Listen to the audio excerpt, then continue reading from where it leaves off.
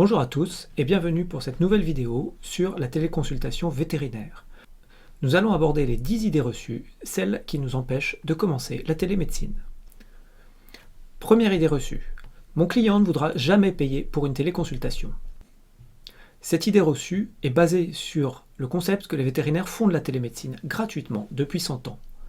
Si la télémédecine est un service gratuit, c'est parce qu'il crée des opportunités. Les clients prennent rendez-vous après nous avoir appelés et après avoir discuté avec nous. Du coup, les vétérinaires qui vont facturer la télémédecine risqueraient de perdre des clients face à ceux qui continueront à le faire gratuitement. Que nous raconte cette idée reçue? Ça nous raconte que d'une part, les vétérinaires font de la télémédecine de qualité et que les clients apprécient ce confort. Sauf que maintenant, la technologie permet de le faire encore plus facilement, mieux, et de facturer ce service, grâce au télépaiement. Du coup, les vétérinaires craignent que de passer d'un service gratuit à un service payant soit mal vu par les clients. La vérité, c'est qu'on peut continuer à proposer des conseils gratuits et de la régulation, mais il faut le faire faire par les ASV. Les vétérinaires doivent réserver leur temps à des moments qu'ils peuvent facturer. Et toutes les études montrent que proposer des téléconsultations payantes est bien vu par les propriétaires, surtout depuis que les médecins le proposent. Deuxième idée reçue. La technologie est trop complexe pour que je me lance facilement. Derrière cette phrase, il y a l'idée que l'investissement dans la formation à l'utilisation des outils de télémédecine ne vaut pas la rentabilité attendue. Et que certains vétérinaires ne veulent pas utiliser les nouvelles technologies parce qu'elles ne sont pas intuitives. Que nous raconte cette idée reçue? Que les vétérinaires ont déjà une charge de travail importante et qu'ils estiment qu'ils n'ont pas le temps de se former à la télémédecine ou aux nouveaux outils informatiques. Ils considèrent donc que la télémédecine devrait être proposée par des jeunes plus à l'aise avec les nouvelles technologies. Que répondre à cela? D'abord, qu'il est très simple de commencer par utiliser des outils avec lesquels vous êtes déjà à l'aise. À l'occasion du confinement, vous avez certainement fait des visios avec vos amis, avec votre famille, et vous savez maintenant tous vous en servir. Vous les avez sur votre ordinateur ou sur votre téléphone. Commencez tout simplement par celle-là. Troisième idée reçue. Les vétérinaires n'ont pas le temps de faire de la télémédecine car leur agenda est déjà surchargé. C'est vrai, nous sommes déjà très occupés. Derrière cette énonciation, il y a surtout l'idée que les consultations physiques génèrent plus de revenus et que l'animal doit la plupart du temps finalement venir en consultation. Il y a donc une peur de perdre du temps. Le vétérinaire qui énonce cela se demande si la télémédecine ne va pas retirer du temps au véritable générateur de revenus qui est la consultation. Et si ça ne va pas lui prendre de son temps libre. En fait, la télémédecine ne remplace pas la consultation physique. Elle remplace les appels téléphoniques chronophages. Pourquoi? Parce que la télémédecine ne se résume pas qu'aux appels en visio. C'est aussi de la messagerie, c'est aussi des mails, des textos. Et souvent, ils sont plus appréciés. On appelle ça les échanges asynchrones, où le propriétaire et le vétérinaire vont pouvoir se répondre l'un après l'autre quand ils auront le temps de le faire. Plutôt que trouver un moment commun où il faut prendre rendez-vous pour échanger l'un avec l'autre, il suffit d'envoyer un message, d'attendre la réponse et de le faire entre deux consultations. Quatrième idée reçue, mes clients ne sont pas intéressés par la télémédecine. Souvent, les vétérinaires ont peut-être essayé de le proposer et les clients ne l'ont jamais répondu à cet appel du pied. Et puis, s'ils sont contents de venir nous voir comme actuellement, pourquoi les inciter à faire autrement? Les vétérinaires qui ont cette idée reçue sont souvent ceux qui ont déjà proposé de la télémédecine qui n'a pas été acceptée. Du coup, ils se demandent si eux-mêmes ne veulent pas y passer, et si les clients n'en veulent pas, pourquoi insister? Que répondre à cette objection? D'abord que la nouvelle génération, qui représente aujourd'hui à peu près la moitié des clients, choisira le plus souvent un vétérinaire qui propose un service de télémédecine. Donc c'est un facteur d'attractivité. Pour les clients qui ne sont pas tout à fait convaincus, souvent c'est la façon de le présenter. La télémédecine est mieux vue quand on explique les avantages suivants. D'abord, c'est plus commode, on n'a pas besoin de se déplacer. C'est meilleur pour l'animal, car il aura moins d'anxiété et moins de stress. C'est aussi un gain de temps pour le propriétaire.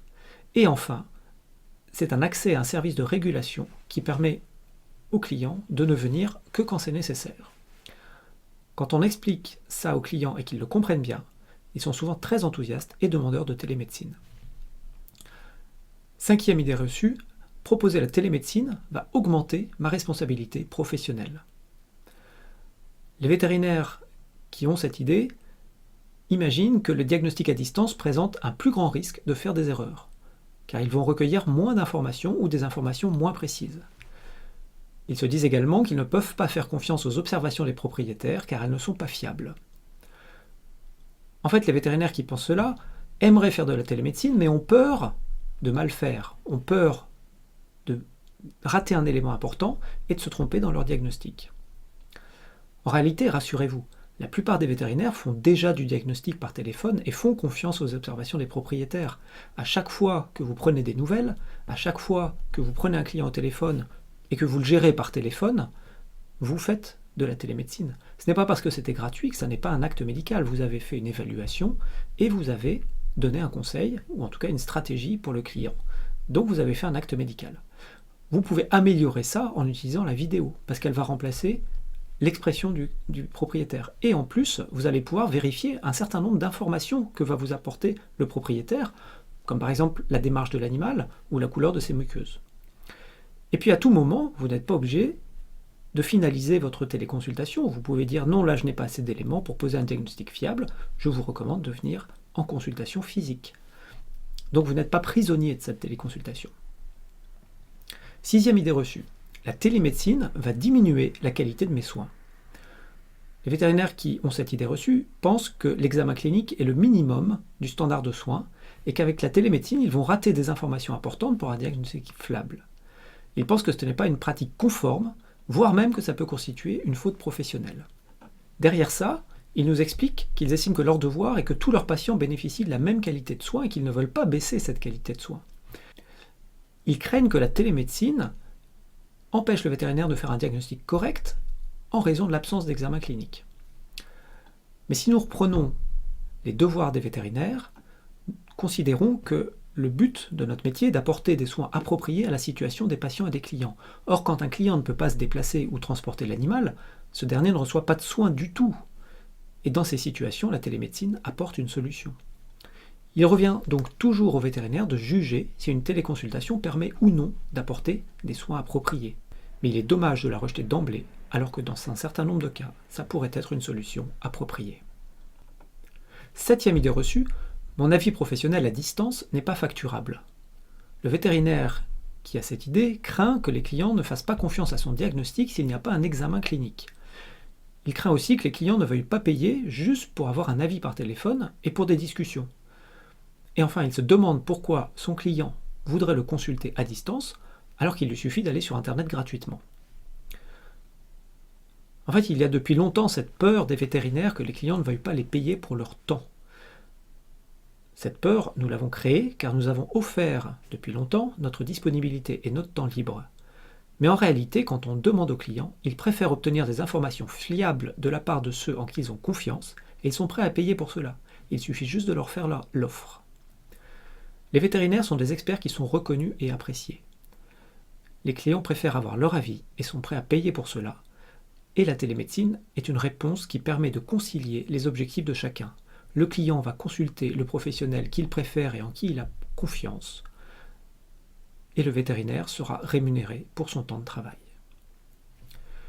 8e idée reçue, je risque de perdre mon droit d'exercer. Derrière cette idée reçue, il y a la crainte que la téléconsultation ne soit pas encore vraiment autorisée, que ce soit risqué de jouer avec les limites de la légalité, et les vétérinaires qui se demandent cela ne sont pas forcément à l'aise pour faire quelque chose sans examen clinique. C'est une nouveauté, on sort des sentiers battus. La crainte est que la télémédecine soit un jeu avec le feu, car toutes les règles ne sont pas encore bien claires, et le vétérinaire s'inquiète de pratiquer des actes illégaux.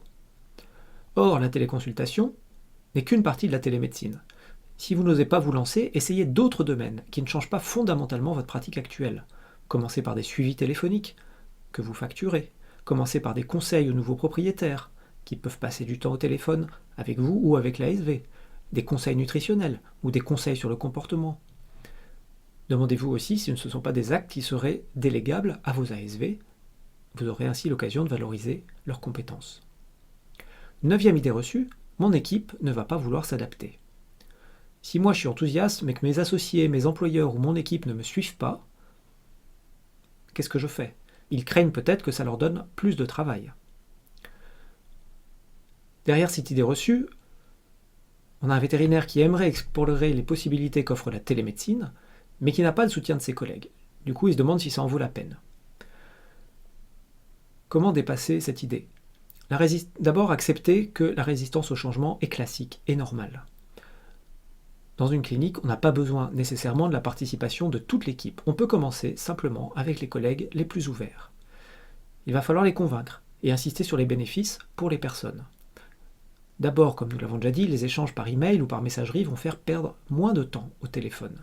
Les vétérinaires pourront être payés pour le temps qu'ils vont consacrer à la télémédecine et les ASV pourront se voir confier des tâches plus valorisantes qui leur donnent plus d'autonomie. 10e idée reçue, la télémédecine, ça marchera demain, mais ce n'est pas encore au point. Pourquoi? Parce que je ne peux pas faire de palpation à distance, je ne peux pas sentir les odeurs à distance, et je ne peux pas ausculter le cœur et les poumons à distance. Derrière cette idée, on suppose que pour proposer de la télémédecine payante, il faut attendre que la technologie permette de faire à distance un examen clinique complet, identique à celui qu'on réalise aujourd'hui. Mais n'oublions pas le passé. Il faut commencer à se servir des outils technologiques pour qu'ils progressent. Si les premiers utilisateurs des rayons X avaient attendu la radio numérique, elle ne serait jamais arrivée. Il a bien fallu des gens innovants. La technologie permet déjà des choses formidables dans le suivi à distance. On peut faire de l'auscultation cardiaque à distance, du monitoring du rythme cardiaque, de la pression sanguine. Et surtout, la progression des outils doit nous amener à utiliser nos sens différemment. Comme par exemple dans une conversation téléphonique, quelqu'un qui n'a jamais eu de conversation téléphonique ne sait pas percevoir l'attitude de son interlocuteur, deviner s'il est occupé, s'il pense à autre chose, s'il est concentré dans sa conversation. Il a fallu développer ce sens-là pour pouvoir percevoir cela. Par ailleurs, il existe un certain nombre de situations médicales dans lesquelles vous n'avez pas besoin de vos sens pour diagnostiquer et traiter correctement ou faire des recommandations. Voilà, c'est la fin de cette vidéo. Je vous mets à côté de moi mon CV. Je précise que je suis membre fondateur de TLM.vet, un collectif qui milite pour une télémédecine éthique, de qualité et responsable. Je n'ai pas de lien d'intérêt avec les solutions de télémédecine, et je tiens à remercier Boehringer Ingelheim qui m'a apporté son soutien dans mon projet de réalisation de ces vidéos, me permettant de faire de la qualité, et qui les héberge sur son site BI Connect. A bientôt pour la prochaine vidéo.